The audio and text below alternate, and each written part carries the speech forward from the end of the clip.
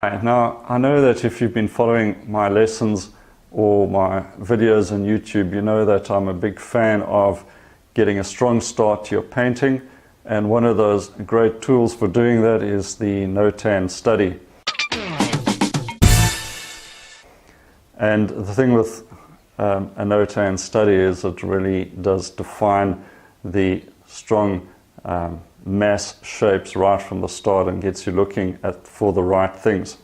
Have your little notebook and something to keep your writing instruments in particular, you need a good thick wedge-shaped Koki pen, felt tip marker to get those Notan studies. But of course, having this with you all the time is not that easy, and you may miss some opportunities along the way to get a Notan study done.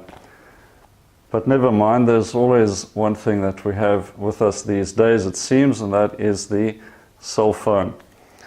And your smartphone comes with apps, or maybe you can download or buy an app that has a good and easy to use paint program.